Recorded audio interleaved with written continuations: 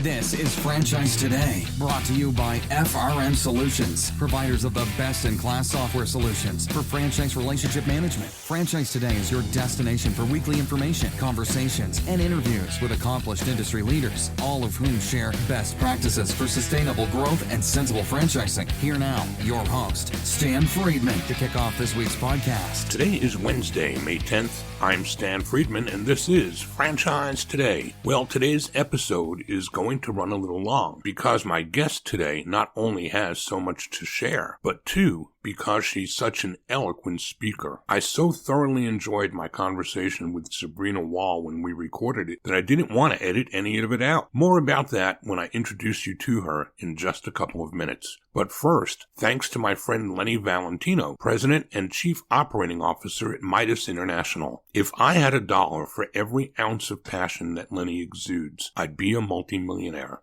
What a great guy, too. And with 2,100 stores under his charge, you know what a busy guy he must be. So I really do appreciate you, Lenny, for taking the time to share your story here with us on Franchise Today. Okay, let's get a quick break behind us here. And when I return, I'll introduce you to Sabrina Wall, CEO at the Franchise Brokers Association. Don't go away. Franchise Today will be right back, but first, a word from our sponsors. Franchisors of restaurants, bars, and grills, and multi-unit franchisees, listen up. This message is for you. If you're looking to engage guests, elevate profits, and enhance your customer experience, Atmosphere TV is the answer. What's Atmosphere, you ask? Atmosphere is the world's #1 streaming TV service for businesses, here to help you make more and save big on overpriced cable packages. Atmosphere provides you with a free programming option, bringing more than 60 ultra-engaging audio-optional channels designed to please customers and increase their average ticket. So, how does it work? Well, it's easy. Upon sign-on, Atmosphere sends you a free device, loaded with over 60 channels of eye-grabbing entertainment. From news and sports to viral videos and fuzzy animals, every channel is family-friendly and designed to keep your customers happy and engaged. Plus, thanks to Atmosphere's 100% audio-optional format, the programming is perfect for any setting, no matter how loud or busy. Atmosphere isn't limited to restaurants or bars either. Any business with a TV screen can benefit from better entertainment. So stop playing and paying overpriced cable. Go with free TV instead. Chiropractors, doctors, dentists, auto shops, anyone with TV in their waiting rooms can jump on this amazing offer. Just go to atmosphere.tv/sign-up and use the code FRANCHISE, and Atmosphere will waive the usual one-time $99 activation fee for your free-to-stream device. Visit Atmosphere online at atmosphere.tv, and remember, use the code FRANCHISE to waive your one-time activation fee. Visit atmosphere.tv to elevate your franchise's entertainment experience today. The Franchise Brokers Association website says, the right opportunity changes lives. We're committed to empowering people through honest franchise guidance so they can positively impact their communities through a business they love. We're an elite group of franchise brokers committed to upholding the highest industry standards. We exist with a purpose and a passion, and that's to empower people, businesses, and communities through secure franchise opportunities. And we do it all with a commitment to ethics, education, and proof. If you're ready to chart your own course, we'll hand you the compass. Joining me now, Franchise Brokers Association CEO, Sabrina Wall. Sabrina Wall, welcome to Franchise Today. Thank you so much for having me, Stan. I can't remember the last time that we saw each other. Probably could be, 10 years ago, 8 years ago. I remember being at one of your conventions in Orlando, and Paul Segreto was a speaker that year. I can't pull it out, but I know that I was so impressed then and have remained impressed since about how Franchise Brokers Association does something so differently than many others in the approach that you've taken to brokerage. And we're going to talk about it and unpack all that as we progress here today. But first things first, Sabrina, you have to tell us how franchising found you and when that was. What were you doing and how did it happen?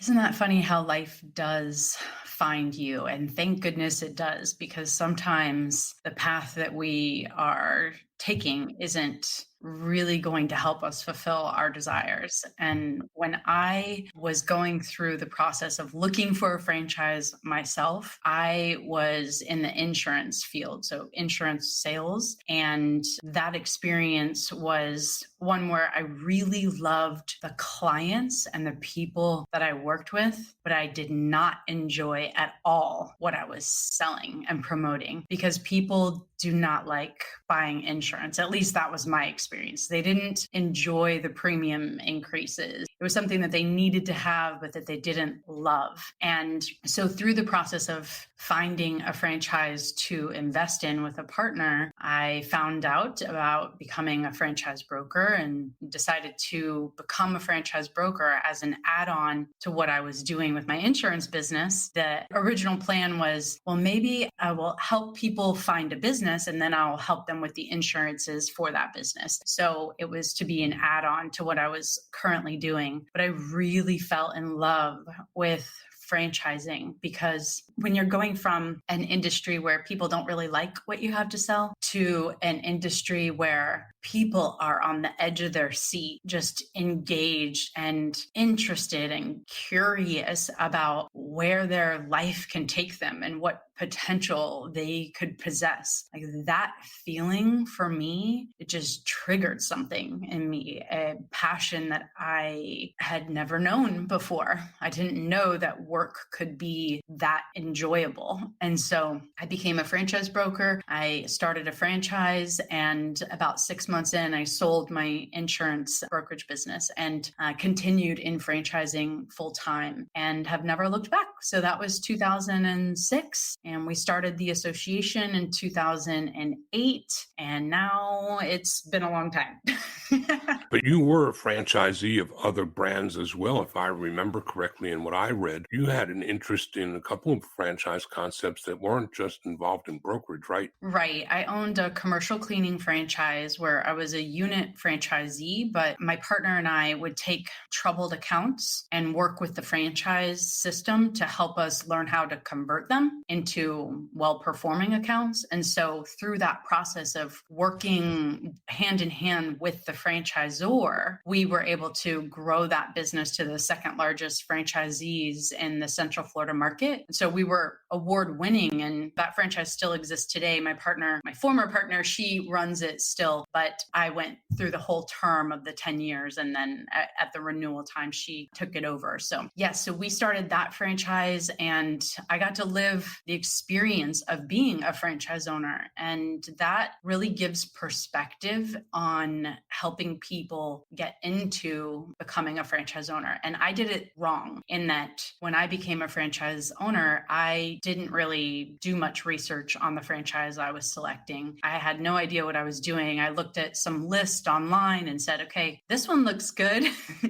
I didn't really know how to research or understand how to research, and I didn't understand what I was buying. So when I got into the franchise, I started recreating the wheel. And about 6 months in, we were not doing well at all. And that's when we went to the franchise system and said, help, we're struggling. What do we do? And they helped us to understand what we had been doing wrong in trying to recreate things and not relying on the support of the franchise and not being involved. And so I learned the different experience of when you work with the franchise and you really focus on them and what support they can offer and partner with them in your business, they give you attention and they give you support. And when opportunities come up within the franchise, they call on you and they give you a chance. And through that process of working with the franchise, doing it without the franchise first and then doing it with the franchise in partnership, it just exploded and it got to be a very successful recurring revenue income stream. And so it was very liberating to have a business, to have a good relationship with the franchise and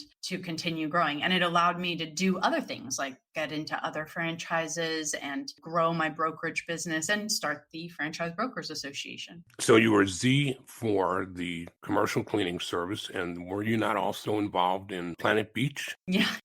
Yes. We had a location in Jacksonville, Florida. It's a tanning and spa concept. And so we did that. I did that with partners as well. And I also helped to run franchises for an investor group. And those we ran hair salons, and then we also ran hamburger restaurants. You have quite the diverse background. Very interesting. And all of this came almost right out of college, right? Pretty much, yeah.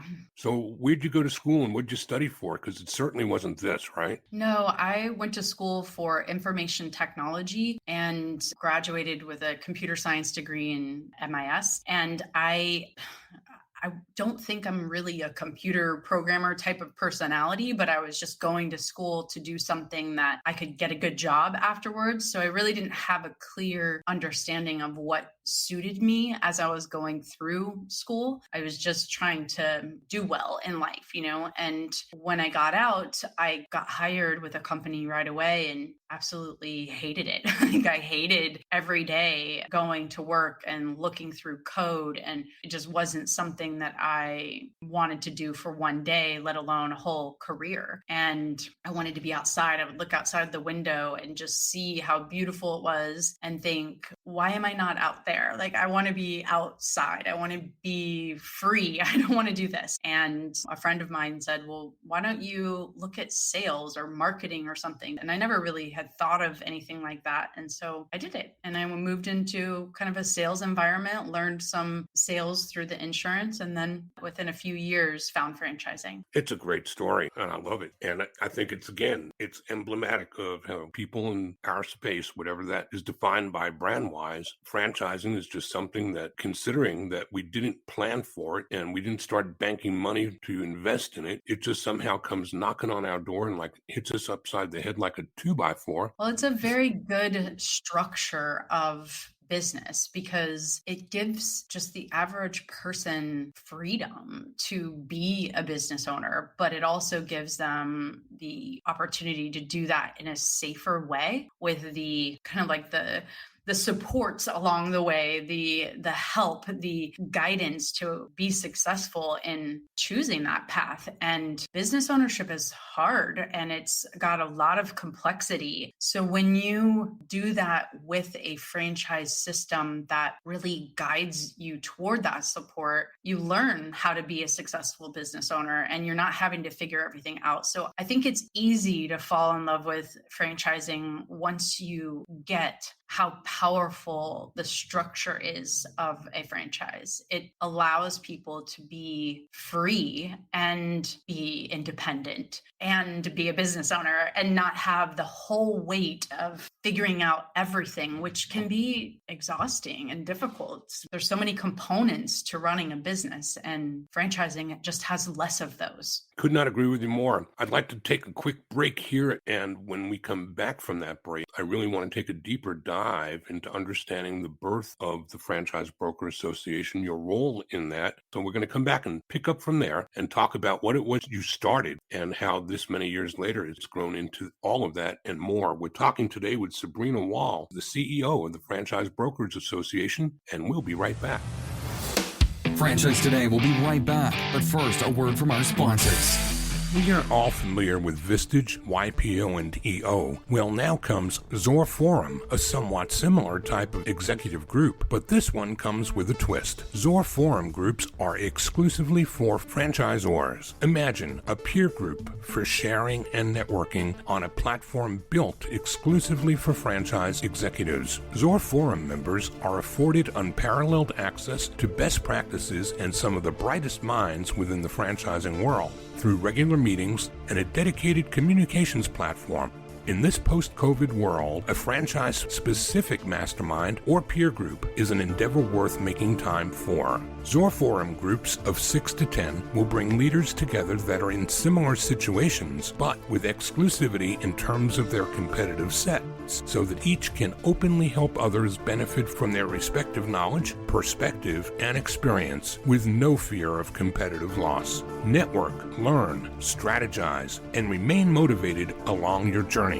Join a peer group, not just any peer group. Join the only one designed for emerging franchisors. Join Zoar Forum. Learn more at zoarforum.com. That's www.zoarforum.com. My conversation today continues with Sabrina Wall, CEO of the Franchise Brokers Association. And Sabrina, we left off talking about the birth of the association, how it actually came about. What light bulbs caused that to go off? And did you do that on your own, or like in your prior instances, did you get involved in the beginning of this venture with partners as well? So as a franchise broker coming out of a kind of technical schooling, I became a broker and found that the resources and tools that were available weren't really to the level of sophistication in comparison with the buyers that we were talking to. You know, you're dealing with people that are very sophisticated. They have a lot of financial wherewithal, and they're used to a certain level of presentation and skill in the process. And I was young and maybe a bit insecure about having that conversation with these people that were much more experienced than me. And so it led me to want to do whatever I could to present myself well so that I could earn their trust and loyalty. And so I started developing all of these presentations and a database to research and kind of fine-tune what franchises would be best for particular buyers. Because at the time, the way that franchise brokers worked is they would only really know and get good at about 10 franchise brands. And then they would just sell those 10 franchise brands or promote those 10 brands to everyone that they talked to. And I didn't enjoy that process because I felt like I was not listening to and really offering solutions to the people that I was working with in a way that suited what their request was. So I went on this process of working really hard to build the tools that I needed in order to present well and speak to the solutions that the buyers were asking for. And that process also had me reviewing franchise disclosure documents because I wanted to learn. I was so thirsty for knowledge and information. So I was reading all these franchise disclosure documents and legal agreements and learning about the nuances of the ways that franchises presented themselves, and then starting to pick up trends and getting a lot of insight about how franchises were running their businesses. And through that process, I decided that I wanted to share this information and I wanted to have other brokers and I work together to kind of distribute the work where we could all kind of apply a few franchises. And my plan was, okay, let's break up all of these franchises and you take the presentations for this one and you do this one and you do this one, and we'll all come together so that we don't have to have so much repetitive work being done. And so that was the idea. And I wasn't trying to start a business. I was just trying to work with the people around me and reduce duplication so that we could be more efficient and provide this broader scope of franchises to the people that we were working with. And I started doing this, and then we had this massive amount of duplication, meaning like each PowerPoint that was sent to another broker and another broker, they would change it a little bit. And now we had all these different copies. So when we had to update update it on an annual basis, you had 100 copies. So it became a little arduous in how we were updating the information. So I went to the organization that I was a part of, and I basically said, I want to give you all of these materials. If you could house them, I'll even help you maintain them. But if you can house them, then we'll have one central place where we can use these materials and we can just be more efficient.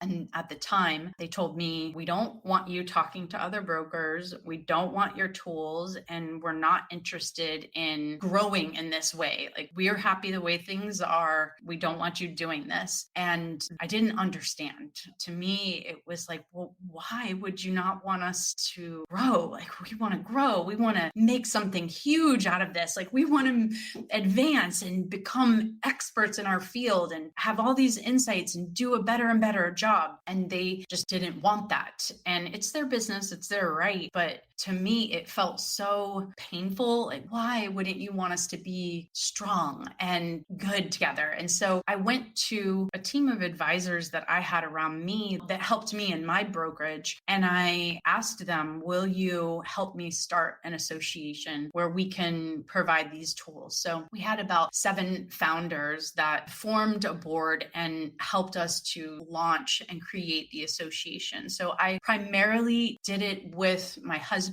and myself, and then this board that also provided the insights and tools and advisement on how to be successful in this process. And so, yeah, it was a group effort for sure. The members of the association all participated in the results of the association. And we've always kept a really open dialogue between members. So it's grown throughout the years as a result of everybody kind of contributing to the results of what it's producing and producing what brokers actually need in their day-to-day business to be successful and to present themselves in the best way and present the franchises in the best way to those candidates. So you then selected from a universe of carefully vetted franchise concepts that you thought would be worthy of investment in, and then what? Did you go approach those franchisors to become part of your inventory, or how did you forge your relationships with the franchisors to assure that you could represent their brands to your candidates that were learning about opportunities through you? Yeah, I went to them and asked if I could put them on we call it the FLS. I asked them if we could put them on the FLS and if they would send me marketing materials and anything that they had, and could they fill out these forms. And I went on this massive effort to get them into inventory just so that we could have the resources that we needed and we could have it categorized in a way that we could do better matches for the franchise and the candidate. And then, like I mentioned before, I started reading disclosure documents all the time. It was difficult because it's a long legal document, but to me, it was so important for the role. And so I was starting to understand, oh, well, this franchise, they have had a lot of change in their leadership. And as a result, they've had a lot of losses. Maybe this one isn't the one that I want to present right now. Let's let them get through this challenging time frame, and then we can revisit the brand after they've settled. Or this one, wow, they have just a consistently strong retention rate, or their financials are really strong. And you can see that they're in the financials, how they're doing running their business. You can see how the franchise owners are doing well as a result of that. So I started diving into those components. So it was important for me to be able to teach the franchise brokers how to assess the brands as well. Like, what are you looking for? Where are the trends? What are the things that we can find in these disclosure documents? And how can we, again, match the candidates more appropriately knowing these components? And so we started building tools within the system that allowed us to quickly assess the franchises on just kind of a snapshot, what's going on inside of their disclosure document and what are things that we need to know so that we can help the buyers ask questions that can give them clarity. And I think that's a very almost dangerous approach because the franchises are the ones that pay us and they pay our fees. And so here we are looking at and reviewing the quality of the brands. And so it took a lot of courage, and I think it continues to take a lot of courage to always be addressing that and not letting just the sales opportunity to be what rules our decisions. And so we had to open a dialogue when a franchise isn't doing as well or is struggling, and start talking to them about what's going on with their brand and take the position of, we are a long-term partner with you and we want you to succeed. Here are the things that are potentially hindering our ability to do that and could be struggles for you once you gain franchise owners if they're not corrected. So what are the plans to correct that? Now, some franchises will easily and quickly say, oh my gosh, thank you so much. I really appreciate that. And I love that feedback. We'll work on correcting it. And some franchises aren't as willing to work through the issues. They kind of believe that they have what they need in order to continue selling and to continue growing in the way that they're growing. And they're less amiable to those types of suggestions. And so they tend to get a little less focus from our organization because it reduces the number of applicants or buyers that would be a match for them when they are, I guess, closed to suggestions, not as open to working through things. They kind of have just their way. It's not a problem. It's just different ways of doing business and different speed at which you do business. I think that what I'm hearing you very, very diplomatically try to say is there's a huge difference between franchisors whose eyes are on the recurring revenue lines as compared to those whose eyes are on the initial fee lines. Yes, that's 100% correct. I mean, if we're going to dance around it, let's just call it out, right? Because that's what I hear. So what about other franchise organizations in the brokerage space? Do others pay that kind of heed, or are you standing alone against the tide that's going in the other direction? I'm going to give you an answer, but I don't know that it's the right one.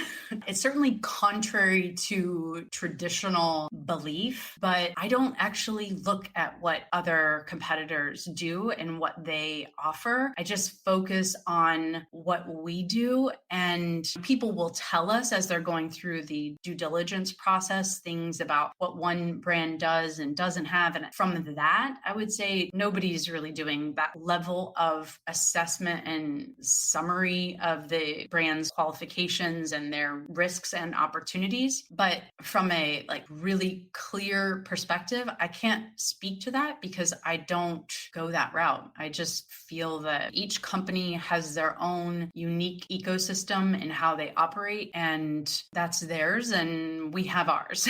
Well, that's fair enough, and I'm going to let it park right there. Talk to me about what goes on when a candidate engages with one of the brokers in your association and the level of involvement that you've got, whereas I know that most brands are going to show 2 or 3 different potential franchises that would interest after doing some of the introspective work that the broker does with the candidate. But I don't know of any broker associations or broker organizations that actually do any educating on the candidate level of learning about how to do a business plan or the things that are rudimentary to a business, whether you do it with a franchise or not. How engaged do you get in that? Do you do any of that at all? We give them a business plan template. We don't do the business plan with them. We do business modeling. So we basically help them to see what type of business model they would be a best fit for and what they're trying to accomplish. And so we focus there. As far as education goes, we have a ton of education in the process. So we have webinars, we have emails, we have checklists, we have all kinds of tools to help the candidates understand what they need to check at each step of the process and how they need to handle that step of the process. What are the things that they're looking for? What are the things that should create an additional question in their mind and that they need to get more research on? We also encourage that all franchise buyers speak with a franchise attorney. You're getting into a long-term contract, an agreement with a franchise. You should know what that agreement entails, and not knowing what it is, not that it's going to be negotiated in any significant way, but knowing what your partnership or your relationship is going to look like and the requirements and restrictions around that, and fully understanding those, I think is a critical piece to starting on the right foot. And we do tend to take the approach of it's better to know 100% what you're getting into and have clarity about the picture in front of you, as opposed to having just blotches and pieces of information and then getting into it with improper expectations. So we try to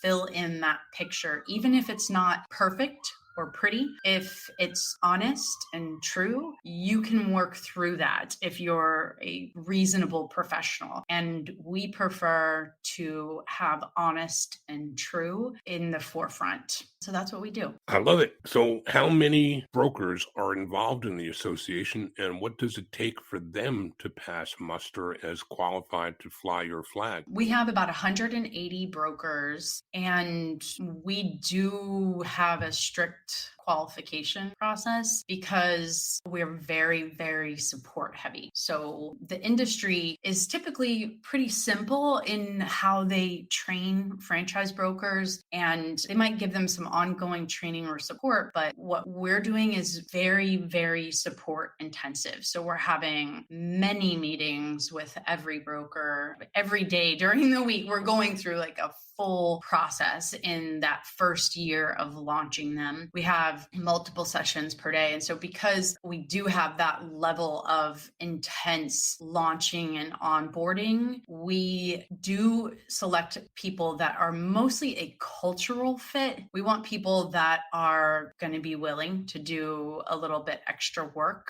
to make sure that the brand is right for the candidate. We want people that are willing to focus on communication and helping the franchisor communicate what they need to the candidate, and the candidate communicate to the franchisor what they need. And we have our brokers really trained in communication skills and making sure that they're getting people in alignment in a discussion so that they can see each other and have empathy for each other and get the best results out of that. And then we also focus on people who have really high leadership skills, because they're a leader who's creating other leaders, And if you're going to empower leaders, you need to understand what makes a leader. So we look for people who have that kind of development mindset, that inspiration, creative mindset, and are able to bring out the best in people.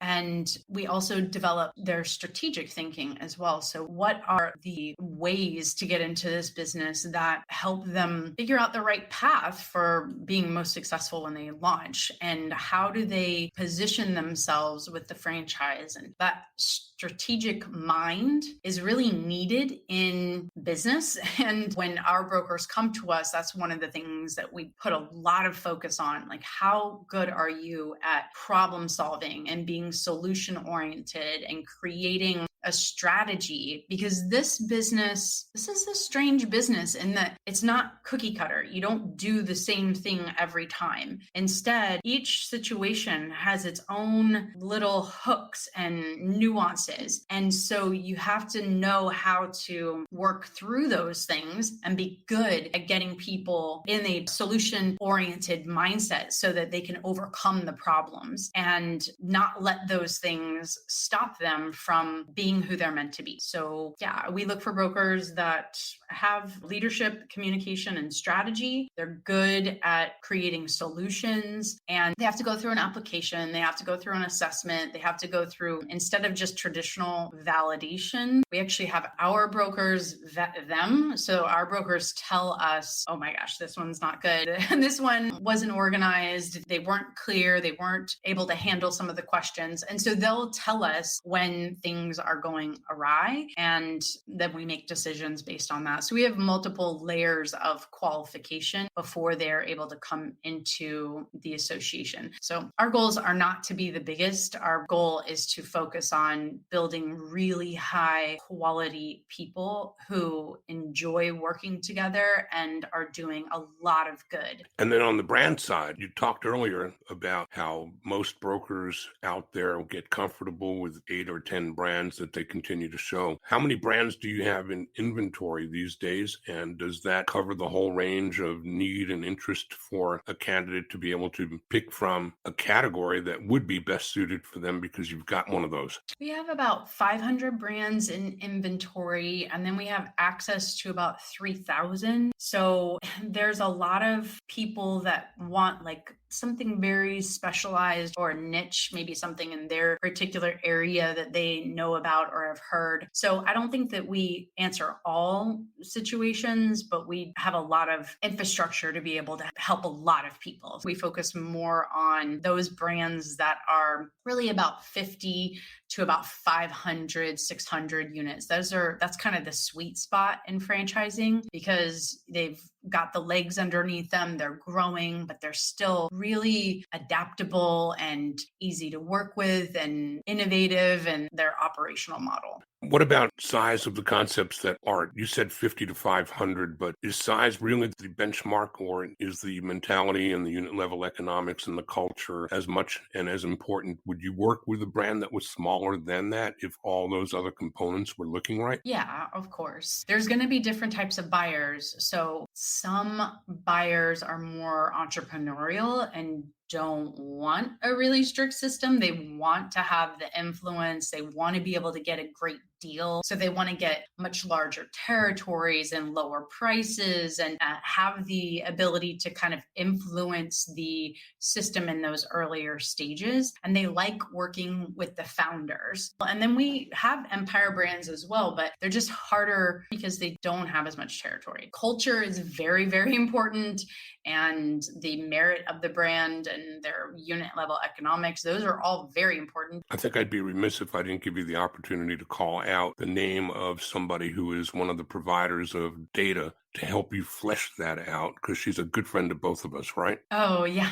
Rebecca Monet was Oracle. She does this absolutely fantastic tool that's been used in franchising for about 30 years. And the tool takes 7 different behavioral sciences and creates basically a profile of what the person that is looking at buying the franchise would be best suited for. So when you know how to read these assessments, they're incredibly enlightening. And everyone always says they're spot on because they give an exact depiction of what is going to work right for that individual. And then what she does, or her company goes to the franchises, and then they have their top, mid, and low performers take the assessments, and then they match and say, okay, here are the profiles that do well. Here's the ones that don't do as well. And here's the ones that are right in the middle that are average performers. And so she provides access to that information in our process. So we can see what top performers look like, and this buyer's profile matches a top performer with these 20 brands. And so it makes it a lot easier for us to pinpoint where they're going to be most successful and where they're going to have their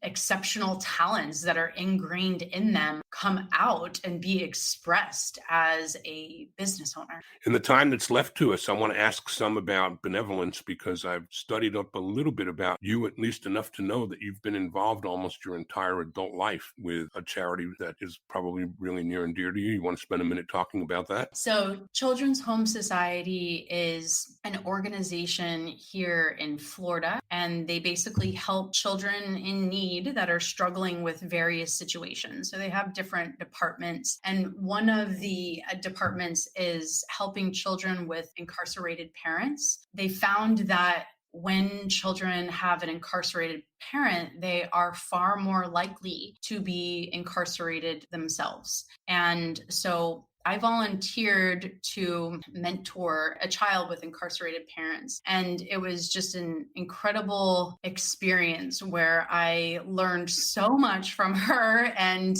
just grew as a person and as someone who I thought I was doing it to help her, but she ended up helping me a whole lot. She is now an adult and she's married and she has children, and she did not follow the path of her parents. So I'm somebody who I just love the process of helping people elevate and become more present and the best versions of themselves. I just encourage everybody, if you haven't volunteered, if you haven't taken any time to love yourself, spend a little time doing that, because Lord knows you deserve it.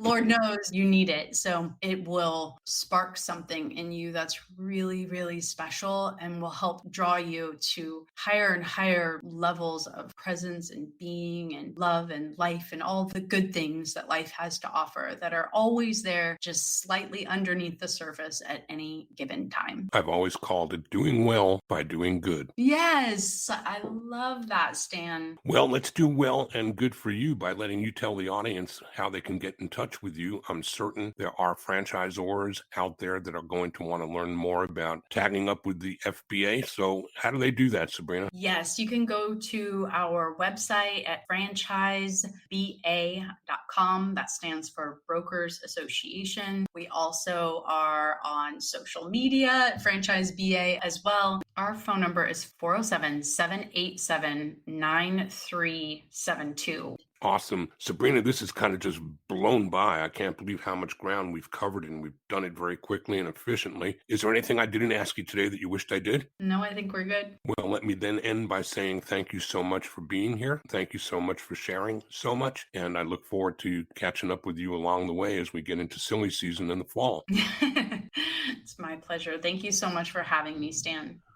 Well, there it is. Yet another fantastic conversation heading into the archives. Until next week when we do it all again, I'm Stan Friedman, wishing you the best, the very best of all things franchising. And Franchise Today is out.